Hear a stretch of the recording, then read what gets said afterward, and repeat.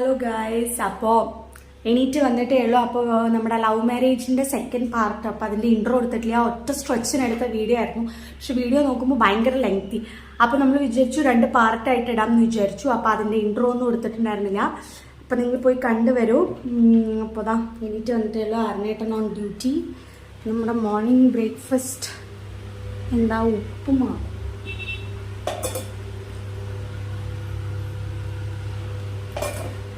അപ്പൊ എന്തായാലും വീഡിയോ കണ്ടിട്ട് വരൂ. അപ്പൊ അങ്ങനെ കല്യാണമൊക്കെ കഴിഞ്ഞതിന് ശേഷം നമ്മുടെ ജീവിതം എന്ന് പറഞ്ഞിട്ടുണ്ട് വെച്ചെങ്കിൽ കുറച്ച് നല്ല കഷ്ടപ്പാടുകൾ തന്നെയായിരുന്നു. കാരണം കയ്യില് സാമ്പത്തികമായിട്ട് കാര്യമായിട്ടൊന്നുമില്ല. ചെറിയ പൈസയേ ഉള്ളൂ. ദുബായിൽ പോയിട്ട് വന്നു ആ സമയത്ത് ബാക്കിയുള്ള ചെറിയ പൈസയേ ഉള്ളൂ. ഇപ്പൊ സുഹൃത്തുക്കളുടെ അടുത്താണെങ്കിലും ചോദിക്കുന്ന പരിധിയുണ്ട്. എന്നാലും ഞാൻ ചോദിച്ചിട്ടില്ല. ഫ്രണ്ട്സിന്റെ അടുത്ത് നിന്ന് അങ്ങനെ കടം മേടിക്കേണ്ടതായിട്ട് വന്നില്ല. കാരണം അത്തരത്തിൽ ചിലപ്പോൾ മറ്റൊരുപാട് അടിച്ചുപൊളി കല്യാണത്തിന് ഹൈമൂൺ അത്തരത്തിലേക്ക് പോകുന്നതിന് മുമ്പ് കോവിഡിന്റെ ഔട്ട് ബ്രേക്കിന്റെ സമയമാണ്. കോവിഡ് ആ സമയത്താണ് സ്റ്റാർട്ട് ചെയ്യുന്നത്. അത് കഴിഞ്ഞിട്ട് ഞങ്ങൾ ജോലിനെ പറ്റി ചിന്തിക്കുന്നു. ജോലിക്ക് നമ്മുടെ സുഹൃത്തുക്കളോടായിട്ട് പറഞ്ഞ പോലെ നമ്മുടെ എന്റെ കൂടെ വർക്ക് ചെയ്ത ഹൈദരാബാദ് അവരൊക്കെ ആയിട്ട് ബന്ധപ്പെട്ട് അവര് ബാംഗ്ലൂരൊക്കെ ആയിട്ട് വർക്ക് ചെയ്യുന്നു, കോയമ്പത്തൂരായിട്ട് വർക്ക് ചെയ്യുന്നു. അപ്പൊ അവരുമായിട്ട് സംസാരിച്ച് അവർ പറഞ്ഞു, എടാ നീ റെസ്യൂമെ ഒക്കെ അയക്ക്, കോയമ്പത്തൂർ നമുക്ക് നോക്കാം. അത്തരത്തിൽ ഓൾമോസ്റ്റ് ഇന്റർവ്യൂ 2 പേർക്കും കിട്ടുന്നു. ഓൾമോസ്റ്റ് ആയ സമയത്താണ് ബാക്ക്ഗ്രൗണ്ട് വെരിഫിക്കേഷനും സാലറി ഡിസ്കഷനും മാത്രം പെൻഡിംഗ് ഉണ്ടായിരുന്നത്. അപ്പൊ അങ്ങനെ ഇരിക്കുമ്പോഴാണ് ഈ കോവിഡിന്റെ പ്രശ്നം ഭയങ്കരമായിട്ട് പെരുകി. അപ്പൊ അന്നേരമാണ് നമ്മുടെ മോദി സാറ് ഞാൻ പറയുന്നത് നാളെ മുതൽ കംപ്ലീറ്റ്ലി ലോക്ക്ഡൌൺ. അവിടെ ലൈഫ് മാറി. പിന്നെ നമ്മൾ സ്റ്റക്കായി. പിന്നെ ഒരു 3-4 മാസം, 5 മാസത്തോളം ഞങ്ങള് മാത്രമല്ല, ജോലി ഇല്ലാതിരുന്ന സകലരും, അല്ലെങ്കിൽ പല മേഖലയിലുള്ള ദിനംപ്രതി വർക്ക് ചെയ്യുന്ന വർക്കേഴ്സിന് അല്ല ഡെയിലി വേജസിന്റെ ആൾക്കാരെ കുടുങ്ങി ഒരു രക്ഷയില്ലാത്ത ജീവിച്ച് അനുഭവിച്ച ഒരു സമയമാണ് ഈ കോവിഡ്. മേ ബി നമ്മൾ ഈ ചെയ്ത തെറ്റുകളൊക്കെ നമ്മളെ ആ ഒരു നമ്മൾ ആ ഒരു 8 മാസം കൊണ്ട് നമ്മൾ അനുഭവിച്ചു തീർത്തു. അത്രയും ഞങ്ങൾ അനുഭവിച്ചു. നമുക്ക് ബുദ്ധിമുട്ടുകൾ ഉണ്ടായി എന്നല്ല പറയുന്നത്. മാനസികമായിട്ട് നമുക്കൊരു ബുദ്ധിമുട്ടുണ്ടാവില്ല. നമുക്കൊരു പൈസക്ക് ബുദ്ധിമുട്ട് അങ്ങനെയൊന്നും അല്ല നമ്മൾ പറയണത്. പൈസയുടെ ബുദ്ധിമുട്ട് എന്ന് പറഞ്ഞു കഴിഞ്ഞാൽ അങ്ങനെ വന്നിട്ടില്ല. നമുക്ക് ഭക്ഷണത്തിനൊന്നും നമുക്ക് പ്രശ്നമില്ല. പക്ഷെ നമുക്ക് ഫ്യൂച്ചർ നമ്മുടെ 8 മാസം എന്ന് പറഞ്ഞു കഴിഞ്ഞാൽ ഒരു കരിയർ ഗ്യാപ്പ് വരിക എന്ന് പറഞ്ഞാൽ 8 അല്ല വരുന്നത്. നവംബറിൽ റിസൈൻ ചെയ്തു. പിന്നെ ഒരു വർഷത്തിന്റെ അടുത്തോളം നമുക്കൊരു കരിയർ ഗ്യാപ്പ് എന്ന് പറഞ്ഞു കഴിഞ്ഞാൽ നമ്മുടെ ജീവിതത്തിലെ ഏറ്റവും വലിയൊരു പ്രശ്നമല്ലേ അത് വരുന്നത്. അങ്ങനെ നമ്മൾ ഭയങ്കര വിഷമത്തിലിരിക്കുന്നു. അങ്ങനെ ഇടയ്ക്ക് നമ്മുടെ PF നമ്മൾ വലിച്ചു, വിഡ്രോ ചെയ്തു. പിന്നെ അതിനിടയ്ക്ക് പറയാതെ പല ഫ്രണ്ട്സും ചോദിക്കാതെ പോലും റീചാർജ് ചെയ്ത് തന്ന ഫ്രണ്ട്സ് ഒക്കെ ഇപ്പോഴും ഉണ്ട്. നമ്മുടെ പ്രിയപ്പെട്ട സുഹൃത്തുക്കൾ, അവരെല്ലാം ഞാൻ ഓർക്കുന്നു, പേരെടുത്ത് പറയുന്നില്ല. അപ്പൊ അങ്ങനെ അപ്പം ജോലി ഇങ്ങനെ ഞങ്ങള് തുലാസിലായി. അത് കഴിഞ്ഞിട്ട് കുറെ ഒരു ജൂൺ മാസം ജൂലൈ മാസം ഒക്കെ ആയപ്പോഴത്തേക്കും എല്ലാം ഓപ്പൺ ചെയ്യാൻ തുടങ്ങി. പല കാര്യങ്ങളും വർക്കുകളും കാര്യങ്ങളും ഒക്കെ. അപ്പൊ ജോലിക്ക് വേണ്ടി ഞങ്ങൾ സെർച്ച് ചെയ്യുന്നു. അതിനിടയ്ക്ക് നമ്മള് ഡെയിലി കാര്യങ്ങൾ ഓടണമല്ലോ. അപ്പൊ ആ സമയത്തൊക്കെ ഞാൻ നാട്ടിലെ MBA പഠിച്ച ഒരു വിദ്യാർത്ഥിയാണ്, അല്ല MBA പഠിച്ച ഒരു വ്യക്തിയാണ്. എന്നിട്ടും അതുപോലെ ഒരു 3-4 വർഷത്തെ എക്സ്പീരിയൻസും ഉണ്ട്. എന്നിട്ടും നമ്മുടെ സാഹചര്യം കൊണ്ട് അതിലൊന്നും എനിക്ക് വിഷമമില്ല, മോശമായിട്ട് ഞാൻ പറയുന്നില്ല. പൈസ വേണം. അപ്പൊ കോൺക്രീറ്റിന്റെ പണിക്ക് പോയിട്ടുണ്ട്, ഇലക്ട്രിക്കൽ എന്റെ വർക്കിന് ഹെൽപ്പറായിട്ട് പോയിട്ടുണ്ട്. പിന്നെ കെ ഫോണിന്റെ വർക്ക്, പിന്നെ എന്റെ കൊച്ചന്മാരുടെ ടാറിംഗ് സൈറ്റില് പണിക്കൊക്കെ പോയിട്ടുണ്ട്. അങ്ങനെ കുറച്ച് ബുദ്ധിമുട്ട് ചെയ്യാത്ത പണികൾ. ഈ പണികളൊന്നും അന്തസ്സില്ലാത്ത പണികളോ MBA കാരന് ചെയ്യാൻ പറ്റില്ല ഒന്നുമല്ല നമ്മൾ പറയുന്നത്.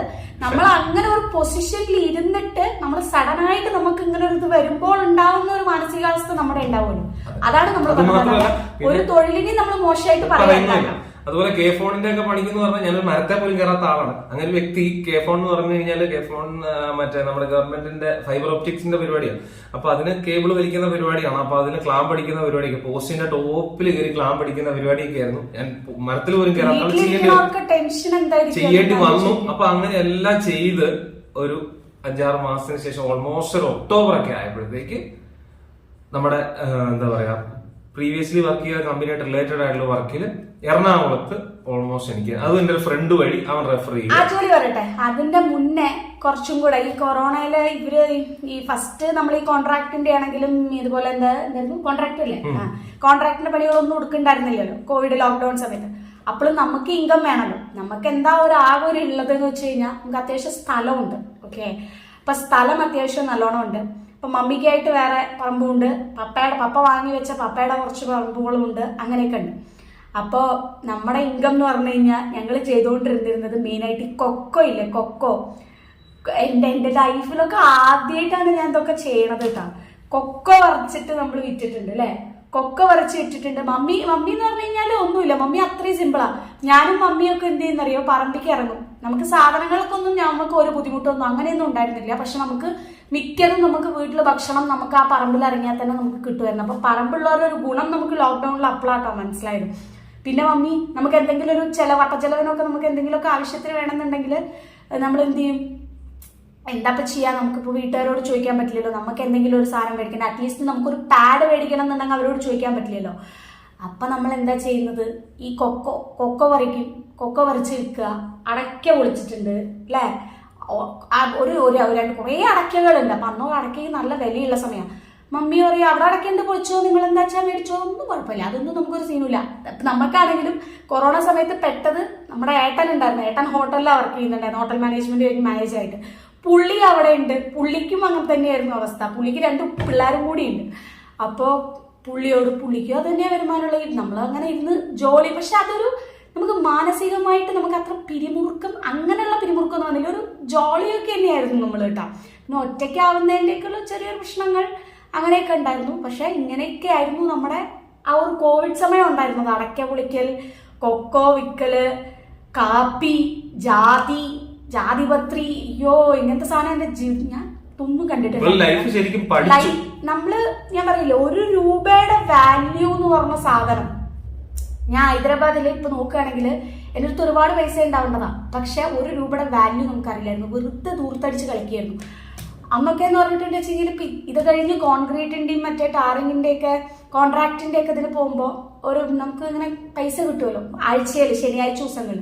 എന്നിട്ട് എന്റെ കയ്യിലാ കൊണ്ടുവന്നു തരാം. ഞാനതിങ്ങനെ ഭദ്രമായിട്ട് വെക്കും. 2500-3000 രൂപയൊക്കെ അന്ന് ഭയങ്കര വലുത്. ഞാൻ എന്നിട്ട് എന്റെ പേഴ്സിൽ എന്റെ അറയിൽ ഞാൻ കാണാതെ വെക്കും. അപ്പൊ അതിനായിട്ടും കണക്കൊന്നും ഓർമ്മയുണ്ടാവില്ല. അപ്പൊ എന്റെ അടുത്ത് എത്രയാ തന്നിണ്ടാവാൻ, അങ്ങനെ ഞാൻ കാണാതെയൊക്കെ എടുത്തു വെക്കും. എന്തെങ്കിലും പെട്ടെന്ന് സഡൻ ആയിട്ട്, കാരണം വീട്ടിലേക്ക് എന്തായാലും ആവശ്യമില്ല, പപ്പ എല്ലാ വീട്ടിലത്തെ കാര്യങ്ങളും ചെയ്യണത്. അപ്പോൾ ഇങ്ങനെ എന്തെങ്കിലുമൊക്കെ ആവശ്യം വന്നാലോ, സഡനായി ഒരു ഹോസ്പിറ്റൽ കേസോ എന്തെങ്കിലും വന്നാൽ നമുക്ക് യൂസ് ചെയ്യാലോ എന്ന് വിചാരിച്ചിട്ട് അങ്ങനെ എടുത്തു വെക്കും. അത് കഴിഞ്ഞിട്ട് എന്താ പറയാ, എൻ്റെ ഓണത്തിന്റെ ഫസ്റ്റ് ഓണം കൂടിയല്ലേ കല്യാണം കഴിഞ്ഞിട്ട്. അപ്പോൾ ആ ഓണം സമയത്ത് ഞാൻ എപ്പോഴും പുതിയ ഡ്രസ്സ്, നമ്മൾ ഓണത്തിന് എന്തായാലും ഓണക്കോടി ഇടുമല്ലോ, പിന്നെ കല്യാണം കഴിഞ്ഞും കൂടിയാണെങ്കിൽ എന്തായാലും ഓണക്കോടി ഇടും. എൻ്റെ അടുത്ത് ഡ്രസ്സുകളൊന്നുമില്ല. പപ്പ എനിക്കൊരു കുറച്ച് ഡ്രസ്സുകൾ മേടിച്ചു തന്നത് മാത്രമേ ഉള്ളൂ. അത് ഞാനിങ്ങനെ എപ്പോഴും ഇട്ട് കഴിയുകയും ചെയ്തു. പിന്നെ ഞാൻ പുറത്തൊന്നും പോകില്ല, അപ്പം ഞാൻ ചോദിക്കാറില്ല എനിക്ക് ഡ്രസ്സ് വേണം എന്നൊന്നും പറയാറുമില്ല. അപ്പോൾ ഓണത്തിന് ഓണക്കോടി എടുക്കാൻ വേണ്ടിയിട്ട് ഞാനിങ്ങനെ കുറെ മുന്നേ തന്നെ തുടങ്ങി.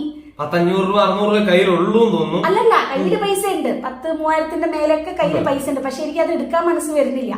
എന്താ വെച്ചാൽ നമുക്ക് സഡൻ ആയിട്ട് ഹോസ്പിറ്റൽ കേസ്, എന്റെ മനസ്സിൽ അതന്നെ വരുള്ളൂ. പെട്ടെന്ന് ഒരു ആവശ്യം വന്നാൽ എന്ത് ചെയ്യും? അപ്പൊ നമുക്ക് ആരടുത്തെങ്കിലും എനിക്ക് കടം മേടിക്കുന്നത് എനിക്ക് തീരെ ഇഷ്ടമല്ലാത്തൊരു പരിപാടിയാണ്. അപ്പൊ ഞാൻ ചോദിച്ചു അത് വേണ്ടല്ലോ. അപ്പൊ ഞാൻ എന്റെ കയ്യിൽ പൈസ ഉള്ളത് അറിഞ്ഞിട്ട് അറിയില്ല. അതിന്റെ ഇടയിൽ നമ്മൾ വീട്ടിലേക്ക് സാധനങ്ങൾ മേടിക്കുന്നൊക്കെ ഉണ്ട് കേട്ടോ, ഇല്ലെന്നൊന്നും പറയില്ല. പറഞ്ഞിട്ട് എന്റെ കയ്യിൽ ഞാൻ എത്ര എടുത്തു വെച്ചിട്ടുണ്ടോ ഒന്നും അറിയില്ല. അപ്പൊ ഞാൻ അതൊക്കെ എടുത്തു വെച്ചിട്ടുണ്ട്. അപ്പൊ പുള്ളിയോട് ഞാൻ ഇങ്ങനെ ചൊറിഞ്ഞുകൊണ്ടിരിക്കട്ടെ, ആദ്യത്തെ ഓണം അങ്ങനെ ഞാൻ വീട്ടിലായിരുന്നു, എന്റെ അമ്മമാരെ എനിക്ക് ഡ്രസ്സ് തരുമായിരുന്നു, അങ്ങനെ എന്നൊക്കെ പറയും. പുള്ളി അപ്പൊ അടുത്തുള്ള വീട്ടിലൊരു ചേച്ചി വന്നപ്പോ പറഞ്ഞു, ചേച്ചി എന്തെങ്കിലുമൊക്കെ പണി ഉണ്ടെങ്കിൽ പറയണം, ഞാൻ വന്ന് ചെയ്യാമെന്ന് പറഞ്ഞു. അതൊക്കെ എന്റെ ജീവിതത്തിൽ ഞാൻ പറയട്ടെ, എനിക്ക് അത്രയും സങ്കടം വന്നിട്ടുള്ള സമയങ്ങളാണ്. എന്നിട്ട് അവര് പറഞ്ഞു തേങ്ങ പൊതിക്കാനുണ്ട് അല്ലേ.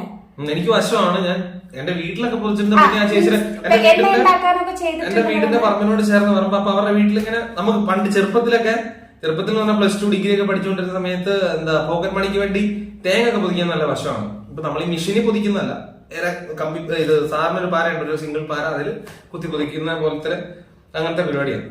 എനിക്ക് അങ്ങനെ അത്യാവശ്യം വശം ഉണ്ടായിരുന്നു. ഇപ്പൊ ചേച്ചിയോട് ചോദിച്ചപ്പം ഇങ്ങനെ പറഞ്ഞു 1000-1200 തേങ്ങ ഉണ്ടെന്ന് പറഞ്ഞു. പൊതിക്കാൻ പറ്റുവാണെന്ന് ചോദിച്ചു. അപ്പൊ ഞാൻ പറഞ്ഞു ചേച്ചി ചെയ്യാന്ന് പറഞ്ഞു. കാരണം വെച്ചാൽ എന്റെ മനസ്സില് പറഞ്ഞ പോലെ ഒരു ഡ്രസ്സ് അവർക്ക് എടുത്തോളൂ, നമുക്ക് ഇല്ലെങ്കിലും ആദ്യമായിട്ടൊരു പെണ്ണ് നമ്മുടെ വീട്ടിൽ വന്നിട്ട് കൊടുത്തില്ലെങ്കിൽ ആ ഒരു മൈൻഡിൽ ഞാൻ എന്ത് ചോദിച്ചാൽ എന്നിട്ട് ആ ചേച്ചീനെ അവരുടെ പറമ്പിൽ പോയിട്ട്, പിന്നെ ആ ചേച്ചിനെയൊക്കെ എന്തായാലും ഞാനിപ്പോ ഓർക്കുന്നു, അവര് വീഡിയോ കാണുമെന്നിരിക്കുന്നു പറയത്തില്ല. ചേച്ചിയൊക്കെ നല്ല സ്നേഹമുള്ള ചേച്ചിയാണ്. അപ്പൊ അവര് പറഞ്ഞു എടാ ഇങ്ങനെയുണ്ട്. എന്നിട്ട് അവരുടെ പറമ്പിൽ പോയി തേങ്ങ പൊതിക്കുന്നു.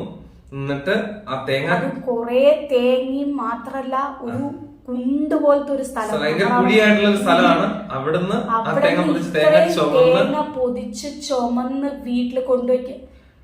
എന്നിട്ട് ആ പൈസ തീർച്ചയായിട്ടും ഞാൻ പറയാം, അന്ന് അവര് നമ്മുടെ ആ ഒരു ബുദ്ധിമുട്ടും ആ കഷ്ടപ്പെട്ട അവര് എക്സ്ട്രാ പൈസ, ഞാൻ പറഞ്ഞു ചേച്ചി വേണ്ട ഇത്ര പൈസ ഇല്ലല്ലോ സാരമില്ലൂടെ നമ്മുടെ സന്തോഷം കൂടെ ആണെന്ന് പറഞ്ഞ് അവരന്ന് ആ പൈസയും കൂടെ തന്നു. പിന്നെ അതൊക്കെ ഭയങ്കര ലൈഫിൽ എനിക്കും ഒരു അച്ചീവ്മെന്റ്.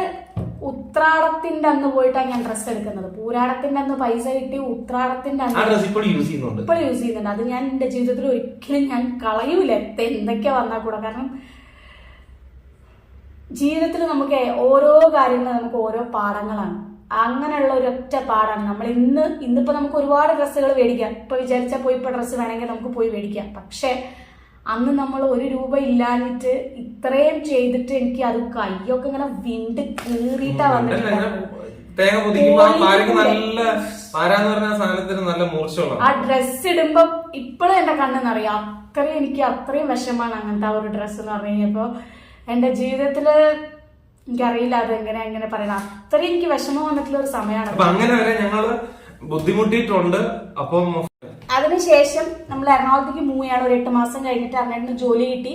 അതിന്റെ ഇടയിൽ എന്റെ വീട്ടുകാരായിട്ട് കോണ്ടാക്ട് ഉണ്ടായിരുന്നു കേട്ടോ. ഞാൻ അങ്ങോട്ടേക്ക് വിളിക്കുക ഇടയ്ക്കിടയ്ക്ക്. പിന്നെ ആദ്യമായിട്ട് ആരതിന വീട്ടിൽ നിന്ന് എന്നോട് സംസാരിക്കുന്നത് എനിക്ക് ജോലി കിട്ടിയതിന് ശേഷമാണ്. അപ്പൊ ജസ്റ്റ് സംസാരിച്ചു, പോയിട്ട് നല്ല മെഡിക്കലായിട്ട് വരൂ എന്നൊക്കെ പറഞ്ഞു. നമുക്ക് സന്തോഷമായി. എന്തായാലും നമ്മളിങ്ങനെ ഇത്തരത്തിലൊരു ജീവിതമല്ലോ ആഗ്രഹിച്ചത്. എല്ലാവരും സന്തോഷത്തോടെ ഇരിക്കണം, എല്ലാവരും നമ്മുടെ കൂടെ വേണം, അത്തരത്തിലാണ്. അപ്പം എന്തായാലും അങ്ങനെ അവർ സംസാരിക്കുന്നു. അതിനുശേഷം എറണാകുളത്തേക്ക് പോകുന്നു. എറണാകുളത്ത് നമ്മൾ പോരുന്ന സമയത്ത് അതിനിടയ്ക്ക് എപ്പോഴോ ഫസ്റ്റ് ടൈം എറണാകുളത്ത് എത്തി ഒരു വർഷം എങ്ങാണ്ട് വർക്ക് ചെയ്തതിനു ശേഷം ആ സമയത്ത് നിന്റെ വീട്ടിലേക്ക് ആരതിന്റെ അച്ഛൻ അതിനിടയ്ക്ക് VRS ഒക്കെ എടുത്ത് വന്നു. ഈ ഒരു വിഷമം കാരണം ഞങ്ങൾ തമ്മിലുള്ള ഒരു കല്യാണം ഇത്തരത്തിൽ നടന്ന കാരണവും അച്ഛനോട് ഒറ്റയ്ക്ക് നിൽക്കാൻ പറ്റാത്ത, അമ്മയും അതിനിടയ്ക്ക് പോയി കുറച്ച് നാൾ രാജസ്ഥാനിൽ നിന്നു. അമ്മനെ കൊണ്ട് അച്ഛൻ ഒറ്റയ്ക്ക് നിൽക്കാൻ പറ്റാത്ത സാഹചര്യം ഉണ്ടായി. അതിനുശേഷം അച്ഛൻ ഒരു വർഷത്തെ ഒരു വർഷം കൂടെ ഉണ്ടായിരുന്നുള്ളൂ പെൻഷൻ ആവാനായിട്ട്. പക്ഷെ VRS എടുത്തു. അതിന്റെ പല ആനുകൂല്യങ്ങളും അച്ഛന് നഷ്ടപ്പെട്ടു നമ്മള് കാരണം. അച്ഛൻ തമാശക്കായാലും അതിപ്പോ പറയും കേട്ടോ. അപ്പം അത്തരത്തിൽ അച്ഛന് ബുദ്ധിമുട്ടുണ്ടായി. അപ്പൊ അതെല്ലാം കഴിഞ്ഞ ശേഷം അച്ഛൻ നാട്ടിൽ വരുന്നു. നാട്ടിൽ വന്നതിന് ശേഷം ആദ്യമായിട്ട് നമ്മളോട് പറഞ്ഞു, അച്ഛൻ നേരിട്ട് വരാനല്ല പറഞ്ഞേ, അടുത്ത പറഞ്ഞു നിന്റെ ഡ്രസ്സൊക്കെ ഇവിടെ പഴയ പിന്നെ ഡ്രസ്സെല്ലാം ഇവിടെ ഇരിപ്പുണ്ട്, നിന്റെ പെട്ടിയൊക്കെ ഉണ്ട്, അത് ഇവിടെ എടുത്തു വെച്ചിട്ടുണ്ട്, അത് വേണമെന്ന് എടുത്തിട്ട് പൊക്കോട്ടോ അവനെയും കൂട്ടിട്ടെന്ന് പറഞ്ഞു. അങ്ങനെ നമുക്ക് എന്താ വെച്ചാൽ മാതാപിതാക്കൾ എപ്പോഴും നമ്മുടെ കൂടെ വേണം. ഞാനും ഓഫ് കോഴ്സ് നമ്മുടെ മാതാപിതാക്കൾ നമ്മൾ അത്രയും സ്നേഹിക്കുന്നതാണ്. ഒരിക്കലും നമ്മൾ ചെയ്ത തെറ്റ് നമുക്ക് തെറ്റല്ലെന്ന് ഞാൻ പറയുന്നില്ല, അത് ഞാൻ അംഗീകരിക്കുന്നു 101%. അങ്ങനെ എറണാകുളത്ത് ജോലി കഴിഞ്ഞിട്ടാണ് ഞങ്ങൾ കോയമ്പത്തൂർ എത്തുന്നത്. എറണാകുളത്തും ഞാൻ വർക്ക് ചെയ്തിട്ടുണ്ടായിരുന്നു. എനിക്ക് കുറച്ച് കഴിഞ്ഞിട്ടാണ് കിട്ടിയത്. പക്ഷെ നമ്മൾ വർക്ക് ചെയ്തു, നമ്മൾ അത്യാവശ്യം കുഴപ്പമില്ലാത്ത രീതിയിലൊക്കെ പോയി. അതിനിടയ്ക്കും നമ്മുടെ സാമ്പത്തിക പ്രശ്നങ്ങൾ ഇടയ്ക്ക് വന്നുകൊണ്ടിരുന്നു. ഇപ്പോഴും ഉണ്ട്, ഇല്ലെന്നൊന്നും പറയാം. നമ്മൾ ഒരിക്കലും സെറ്റിൽ ആയിട്ടില്ല. ഇപ്പൊ നമ്മള് സെറ്റിൽഡ് നിർമ്മാണമായിട്ടില്ല, പക്ഷെ നമുക്ക് വലിയ വലിയ പ്രശ്നങ്ങളൊന്നും പ്രശ്നങ്ങളില്ല. അങ്ങനെ നല്ല രീതിയിൽ സെറ്റിൽ ആകാൻ വേണ്ടിയിട്ടുള്ള പ്രയത്നത്തിലാണ് ഇനി നമ്മളുള്ളത്. അത്രയാണ്. നമുക്ക് വേറെ പ്രശ്നങ്ങളൊന്നും നമ്മളെ സംബന്ധിച്ച് ഇപ്പൊ ദൈവം സഹായിച്ചിട്ടില്ല. നമ്മളപ്പം ഇനി നമുക്ക് നന്നായിട്ടൊന്ന് സെറ്റിൽ ആവണം, അതും കൂടിയേ ഉള്ളൂ. അതിന്റെ ഓട്ടത്തിലും അതിന്റെ ഓരോ പ്രയത്നങ്ങളിലാണ് നമ്മളിപ്പോൾ ഉള്ളത്. ഇതിന്റെ ഇടയിൽ കുറെ കാര്യങ്ങൾ നടന്നിട്ടുണ്ട്, ഇല്ല എന്നൊന്നും പറയാൻ പറ്റില്ല. എന്താ പറയാ, ഞാൻ കഴിഞ്ഞ വീഡിയോയിലും പറഞ്ഞിട്ടുണ്ടായിരുന്നു, എൻ്റെ ഫോണിൽ 24 മണിക്കൂറോളം വിളിച്ചുകൊണ്ടിരിക്കുന്നത് എൻ്റെ അച്ഛനാണ്. അപ്പോൾ പുള്ളിയുടെ ഒരു വിളിയില്ലാതെ ഇപ്പോഴുള്ള പ്രശ്നങ്ങൾ ഞാൻ തന്നെ അവരെ അങ്ങോട്ടേക്ക് വിളിക്കാൻ തുടങ്ങി, വീഡിയോ കോൾ ചെയ്യാൻ തുടങ്ങി. വീഡിയോ കോള് റേഞ്ചിന്റെ കുറച്ച് പ്രശ്നം കൊണ്ടല്ല, സാധാ കോൾ ചെയ്യും. ഭയങ്കര ഷൗട്ടിങ് ആയിരുന്നു അവര്. ആദ്യം വിളിക്കുമ്പോൾ തന്നെ അമ്മ കരച്ചിലും ചീത്ത പറയലും അവരുടെ മാനസികമായിട്ട് അവരുടെ വിഷമങ്ങളൊക്കെ പറയലും അങ്ങനത്തെയൊക്കെ ആയിരുന്നു. പക്ഷെ പോകെ ഞാൻ പറയാം, പോകെ എല്ലാം സെറ്റായി, കുഴപ്പമൊന്നും ഇല്ലാണ്ടായി. എത്രയായാലും ഞാൻ അവരുടെ മോൾ തന്നെയല്ലേ, അപ്പൊ അവർക്ക് എന്നെ അംഗീകരിക്കാണ്ടിരിക്കാൻ പറ്റില്ലല്ലോ. അങ്ങനെയായി. അത് നമുക്ക് വളരെ നിസ്സാരമായിട്ട് ഞാൻ കാര്യം പറയാം. നിസ്സാരമായിട്ട് പറയല്ല, നമ്മൾ ചെയ്ത 101% തെറ്റാണ്. എനിക്ക് വേറെ കുറച്ച് കാര്യങ്ങളും കൂടെ പറയാം. കുറെ പേര് എന്താ പറയാ, നമ്മുടെ ഈ നാട്ടില് എൻ്റെ അമ്മ നിൽക്കാത്തതായിരുന്നു മെയിനായിട്ട് കാര്യമുണ്ടായിരുന്നത് എന്ന് പറഞ്ഞിട്ടുണ്ടെങ്കിൽ, പുള്ളിക്കാരത്തിനെ വേഗം തന്നെ രാജസ്ഥാനിലേക്ക് കൊണ്ടായത് കൊണ്ട് വളരെ കാര്യങ്ങൾ എളുപ്പമായി എന്ന് പറയാലോ. കാരണം നമ്മുടെ കുറേ നാട്ടുകാരെന്ന് പറഞ്ഞിട്ടുണ്ടെങ്കിൽ, നാട്ടുകാരെ കുറ്റം പറയുന്നതല്ല, പക്ഷെ കുറേ പേര് ഇതിൻ്റെ ഇടയിൽ നാട്ടുകാരേക്കാൾ കൂടുതൽ വീട്ടുകാർ നമുക്കിട്ട് കുറേ പാരകളൊക്കെ വെച്ചായിരുന്നു. പക്ഷേ എൻ്റെ ഒരു ചെറിയച്ഛനുണ്ട്, എൻ്റെ ചെറിയച്ഛൻ നല്ല സപ്പോർട്ടായിരുന്നു. പുള്ളിയാണ് കൂടുതലും ഇനീഷ്യേറ്റ് ചെയ്തത് നമ്മളെ വീട്ടിലേക്ക് വരാനും ഒക്കെ ആയിട്ട്. അങ്ങനെയൊക്കെ കുറേ കാര്യങ്ങളൊക്കെ അതിൻ്റെ ഇടയിൽ ഉണ്ടായിരുന്നു. അങ്ങനെ എന്തായാലും കുറേ തർക്കങ്ങളും കുറേ ഇതൊക്കെ കഴിഞ്ഞതിന് ശേഷം വലിയ കുഴപ്പമില്ലാണ്ട് സെറ്റായി. എൻ്റെ ഒരു ആഗ്രഹം എന്ന് പറഞ്ഞു കഴിഞ്ഞാൽ വേറെ ഒന്നുമില്ല, ഞാൻ അരുണേട്ടനെ സെലക്ട് ചെയ്യാനുള്ള റീസണും എൻ്റെ വീട്ടിൽ ഫിനാൻഷ്യലി വലിയ കുഴപ്പങ്ങളില്ല. അപ്പോൾ അവർക്ക് വേണ്ടതെന്ന് പറഞ്ഞു കഴിഞ്ഞാൽ അവർക്ക് 2 പെൺകുട്ടികളാണ്. അപ്പോൾ ഒരു മകനായിട്ടുള്ള എന്തൊക്കെ റെസ്പോൺസിബിലിറ്റി ചെയ്യും. അപ്പം അങ്ങനെ മകനായിട്ടുള്ള ഒരാളെയാണ് അവർക്ക് വേണ്ടത്. അവരെ നോക്കാനും അവർക്ക് ഏജ് ആകുമ്പോൾ അവർക്ക് എന്തെങ്കിലുമൊക്കെ പ്രശ്നമായിട്ട് ഫിനാൻഷ്യലി അല്ലാണ്ട് എന്താ പറയാ ഫിസിക്കലി ഉള്ള സപ്പോർട്ട് എന്നുള്ളതാണ് ഞാൻ ഉദ്ദേശിച്ചത്. അപ്പൊ അങ്ങനെ ഒരാളെയാണ് ഞാൻ സെലക്ട് ചെയ്തത് അവർക്ക് വേണ്ടി. അത് ഇപ്പോഴും എനിക്ക് തെറ്റാണെന്ന് എനിക്ക് തോന്നിയിട്ടില്ല. പിന്നെ എനിക്ക് പറയാനുള്ളൊരു കാര്യം, ഞങ്ങളെ സംബന്ധിച്ചിടത്തോളം ഞങ്ങൾ കുഴപ്പമില്ലായിരുന്നു. പക്ഷെ ഞാൻ വീഡിയോയിൽ ഇടയ്ക്ക് ഒന്ന് പറഞ്ഞിട്ടുണ്ട്, ഈ ഒരു കാര്യം ഞങ്ങൾ ഒരിക്കലും പ്രൊമോട്ടും ചെയ്യുന്നില്ല, സപ്പോർട്ടും ചെയ്യുന്നില്ല. പല കാര്യങ്ങളും നമുക്ക് ജീവിതത്തിൽ ഞങ്ങൾ ഇങ്ങനെ കല്യാണം കഴിച്ചുകൊണ്ട് ഞങ്ങൾക്ക് നഷ്ടപ്പെട്ടു. ഞങ്ങൾക്ക് നല്ലൊരു നല്ലൊരു വിവാഹം, ഒരു റിംഗ് എക്സ്ചേഞ്ച്, ഒരു ഫോട്ടോഷൂട്ട് ഒന്നും നടന്നിട്ടില്ല. അതുപോലെ മാതാപിതാക്കൾക്ക് അവർക്കും ഉണ്ടാവും ആഗ്രഹം. എന്റെ വീട്ടിലാണെങ്കിലും ഇവളുടെ വീട്ടിലായാലും അങ്ങനെയുള്ള ഒരുപാട് ആഗ്രഹങ്ങൾ ഞങ്ങൾ ത്യജിച്ചിട്ടാണ് നഷ്ടപ്പെടുത്തി ഈ ഒരു കാര്യം കൊണ്ട്. അത് മാത്രമല്ല, പല ബന്ധുക്കളെയും നഷ്ടപ്പെട്ടു. എന്റെ ഫാമിലിയിലല്ല, ഇവരുടെ ഫാമിലി പലരും ഇപ്പോഴും നമ്മൾ അംഗീകരിക്കാത്ത ആളുകളുണ്ട്. അതിലൊന്നും ഞാൻ തെറ്റ് പറയാം, നമ്മുടെ ഭാഗത്ത് തന്നെ തെറ്റ്, അതൊന്നും കുഴപ്പമൊന്നുമില്ല. അതുപോലെ എന്റെ ഫാമിലി ആയിട്ട് ഇതുവരെ ആരുടെ വീട്ടിലൊന്നും സംസാരിച്ചിട്ടുണ്ട്. അവർക്ക് പല തെറ്റിദ്ധാരണകളുണ്ട്. അവരും കൂടെ അവരും കൂടെ ഇതിനകത്ത് ഇടപെട്ടിട്ടാണ് ഞങ്ങളുടെ കല്യാണം നടന്നതെന്ന് ഞാൻ പറഞ്ഞല്ലോ. ആദ്യം തന്നെ ഇതില് അവർ അഭിപ്രായം പറഞ്ഞില്ല ഇങ്ങനെ ഒരു കൂട്ടിക്കൊണ്ട് വരലിനെ പറ്റി പറഞ്ഞപ്പോൾ തന്നെ. അത് മാത്രമല്ല, ആരതിനെ കൂട്ടി ഞാൻ കണ്ണൂർ എത്തുമ്പോ, അച്ഛൻ ഇരിക്കുന്ന കടയിൽ അവിടെ എത്തുമ്പോ, എന്റെ പപ്പ ഇരിക്കുന്ന കടയിൽ എത്തുമ്പോ പുള്ളി കണ്ണു നിറഞ്ഞിരിക്കും. കാരണം പുള്ളി ചിന്തിച്ചത്, ഇങ്ങനെ ഒരു മകൾ ഒളിച്ചോടി ഇവിടെ വരുമ്പോൾ, അല്ലെങ്കിൽ അവരുടെ കുടുംബത്തെ ഇട്ട് വരുമ്പോഴുള്ള മാനസികാവസ്ഥയെ പറ്റി ചിന്തിച്ചിട്ട്, അവരുടെ മാനസികാവസ്ഥയെ പറ്റി ചിന്തിച്ചിട്ടാണ് എന്റെ ഫാദർ കരുതുന്നത്. പക്ഷെ അതൊക്കെ പിന്നീട് വ്യാഖ്യാനിച്ചത് നമ്മുടെ കുടുംബക്കാര് സപ്പോർട്ട് ചെയ്ത് ഭയങ്കര കാര്യങ്ങൾ ചെയ്തെന്നൊക്കെയാണ്. അതൊക്കെ എന്തോ ആയിക്കോട്ടെ, കുഴപ്പമൊന്നുമില്ല. അത് പിന്നെ നമ്മൾ ആരെ ബോധിപ്പിച്ചിട്ട് കാര്യമില്ല. നമ്മളിൽ നിന്ന് നമ്മളെ മനസ്സിലാക്കുക, അല്ലെങ്കിൽ മറ്റുള്ളവരിലൂടെ മനസ്സിലാക്കാതെ നമ്മളിൽ നിന്ന് നമ്മളെ മനസ്സിലാക്കട്ടെ എന്ന് പറഞ്ഞ് ഞാൻ 100% പരിശുദ്ധനാണെന്നോ ഇതൊന്നും ഞാൻ പറയുന്നില്ല. നല്ലതല്ലാത്ത ചിലപ്പോൾ ഒരുപക്ഷെ ഹൈദരാബാദിലൊക്കെ ചിലപ്പോൾ ഉഴപ്പുകളും ഈ പറഞ്ഞ പോലെ പ്രായത്തിന്റേതായ കാര്യങ്ങളൊക്കെ ഉള്ളൂ. അല്ലാതെ വളരെ മോശം ഒരു ലൈഫിൽ നിന്ന് വന്നൊരു വ്യക്തിയോ കുടുംബത്തിൽ നിന്ന് വന്നൊരു വ്യക്തിയല്ല. നല്ലൊരു കുടുംബത്തിൽ നിന്ന് സാമ്പത്തികമായിട്ട് മാത്രം കുറച്ച് പ്രശ്നങ്ങൾ നേരിട്ടിരുന്ന, അല്ലെങ്കിൽ അങ്ങനെ ഒരു ഫാമിലി മാത്രമാണ്. അല്ലാതെ നല്ല ഫാമിലി, നല്ല ഒരു കുടുംബത്തിൽ സ്നേഹമുള്ള ഒരു ഫാമിലിയിൽ നിന്ന് വന്നൊരു വ്യക്തി തന്നെയാണ്. പല കാര്യങ്ങളും ഞാൻ പഠിച്ചതും എന്റെ ജീവിതത്തിൽ എന്തെങ്കിലും പോസിറ്റിവിറ്റി ഉണ്ടെങ്കിൽ അതെന്റെ ഫാമിലിയിൽ നിന്നും എന്റെ മാതാപിതാക്കളിൽ നിന്നും കിട്ടും. ഭയങ്കര നീട്ടി പോകുന്ന എന്താണെങ്കിലും ഇപ്പൊ വലിയൊരു കുഴപ്പമൊന്നും. പിന്നെ ഒരു കാര്യം, എന്റെ മാതാപിതാക്കന്മാരെ ഞങ്ങള് ഇവളുടെ അച്ഛനും അമ്മേനെയാണെങ്കിലും എന്റെ അച്ഛനും അമ്മേനെയാണെങ്കിലും ഞങ്ങൾ അധികം പരിചയപ്പെടുത്തിട്ടില്ല. ഞങ്ങളുടെ ഫ്യൂച്ചർ വീഡിയോസിൽ കാണിക്കും. എന്തായാലും അതൊക്കെ എല്ലാവരും സന്തോഷം. അപ്പം ഒരുപാട് ഞങ്ങൾ ബോറടിപ്പിക്കുന്നു. അങ്ങനെയൊക്കെയാണ് അപ്പൊ ഞങ്ങളുടെ കഥ കേട്ടോ. ഇതിലൊരുപാട് കാര്യങ്ങളൊക്കെ ഉണ്ട്, ഇത്രയൊന്നും അല്ല ഉള്ളത്. പിന്നെ നമ്മൾ കുറെ കാര്യങ്ങൾ നമുക്ക് പറയാം, നമുക്കൊരു ലിമിറ്റേഷൻസ് ഉണ്ട്. ഞാൻ എന്റെ വീട്ടിൽ തന്നെ എന്താ പറഞ്ഞറിയോ, ഞാൻ ലവ് സ്റ്റോറി പറയണം. അപ്പൊ എന്റെ അമ്മ പറയണേ ഉള്ളതെല്ലാം പറയണം നീ. അത് പറയണ്ട, അതൊക്കെ അവിടെ വിടട്ടെ, ഇതൊന്നും അല്ല, ഇതിന് മേലെ ഉണ്ട്. ശരിക്കും ഒരു സിനിമ എടുക്കാനുള്ള കഥയുണ്ട്, ഞങ്ങൾ ഡീറ്റെയിൽ ആയി പറയുകയാണെങ്കിൽ കേട്ടോ. അപ്പൊ ഇങ്ങനെയൊക്കെയാണ്. നമ്മൾ ഒരിക്കലും ഇത് ആരോനോടും പ്രൊമോട്ട് ചെയ്യില്ല, നമ്മുടെ ഒരു വിവരമില്ലായ്മ ചെയ്തു പോയി. നിങ്ങൾക്ക് ഇഷ്ടമാണെങ്കിൽ നിങ്ങൾ വീട്ടിൽ പറയാം, മാക്സിമം വീട്ടിൽ പറഞ്ഞ് സെറ്റാക്കി കല്യാണം കഴിക്കാം. എപ്പോഴും അതാണ് നല്ലത്, അത് മാത്രമേ പറയാനുള്ളൂ. അല്ലെങ്കിൽ പലതും നഷ്ടപ്പെടും, പിന്നെ ആലോചിച്ചിട്ട് ദുഃഖിച്ചിട്ട് ഫാമിലിയായിട്ടുള്ള ബന്ധങ്ങൾ നഷ്ടപ്പെടും. ഒരുപക്ഷെ ബന്ധങ്ങൾ കൂട്ടിച്ചേർന്നാൽ കൂടെ പലർക്കും ഒരു അവജ്ഞയോടുള്ള നോട്ടം, അങ്ങനെയുള്ള കാര്യങ്ങളൊക്കെ ഒരുപാട് നമ്മൾ അനുഭവിക്കേണ്ടി വരും. എന്നെ സംബന്ധിച്ച് ഇതൊക്കെ ഞാൻ മനസ്സിലാക്കാൻ പറ്റുന്നതുകൊണ്ടും നമ്മുടെ ഭാഗത്ത് തെറ്റായതുകൊണ്ടും നമ്മൾ എന്താ ക്ഷമിക്കുക, സമയമെല്ലാം ശരിയാക്കും എന്ന് വിശ്വസിച്ച് മുന്നോട്ട് പോകുന്നു. പിന്നെന്താ പറയാ, ഇന്ന് ഞങ്ങള് ലുലുവിൽ പോയിട്ട് കുറച്ച് പർച്ചേസ് ഒക്കെ നടത്തി. പിന്നെ ആരതിയുടെ എന്താ ഡയറ്റുമായിട്ട് ബന്ധപ്പെട്ട് ഞങ്ങൾ ഇവിടുത്തെ പൊന്നേരി കഴിച്ചോണ്ടിരുന്നത്. അപ്പൊ നാട്ടിലത്തെ നമ്മുടെ സോട്ടക് റൈസ് കുത്തരി എന്ന് പറയുന്ന സാധനം മേടിച്ചു. ഞാൻ ചോറുണ്ണാൻ തുടങ്ങി. എന്തായാലും നമ്മുടെ യൂസഫലി സാറിന് നന്ദി പറഞ്ഞു. ഇവിടെ ഈ സാധനം ലുലു വന്നതിന് ശേഷം ഞങ്ങള് ഡിമാർട്ടിൽ നിന്നാണ് മേടിച്ചോണ്ടിരുന്നത്. എന്തായാലും ലുലു വന്നുകൊണ്ട് ഇങ്ങനത്തെ കുറെ പ്രൊഡക്റ്റുകൾ കിട്ടി. പിന്നെ ഏറ്റവും എടുത്തു പറയേണ്ട ഐറ്റംസ് എന്ന് പറഞ്ഞു കഴിഞ്ഞാൽ അവിടെ നല്ല അച്ചാറുകൾ, ഉപ്പിലിട്ട ഐറ്റംസ് ചെറിയ പൈസക്ക് കിട്ടും. ഇത് നല്ല എന്താ മുളക് ഉപ്പൊക്കെ ഇട്ട് തേച്ച് വെച്ച് നല്ല അടിപൊളി പേരയ്ക്ക. പിന്നെ പൈനാപ്പിൾ പിക്കിൾ കാണാൻ പറ്റുമെന്ന് തോന്നുന്നില്ല, റാപ്പ് ചെയ്തിട്ടുണ്ട്, അതുകൊണ്ട് ശരിക്കും കാണത്തില്ലെന്ന് തോന്നുന്നു. Cut mango pickle. പിന്നെ ഉള്ളത് വെള്ളനാരങ്ങ അച്ചാർ. ഇതൊക്കെ ചെറിയ പൈസ 100 ഗ്രാം തൊട്ടേ കിട്ടും, 24 രൂപ. ഇതും മേടിച്ചോ നിങ്ങള്? പിന്നെ മിക്സ്ഡ് വെജിറ്റബിൾ പിക്കിൾ. ഇതൊക്കെ ഒരു മാസത്തേക്ക് ഞങ്ങൾക്ക് ഉണ്ട്. ഉപ്പിലിട്ട പൈനാപ്പിൾ ഇതൊക്കെ കിട്ടി. പിന്നെ എന്താ നമ്മൾ മേടിച്ചത്?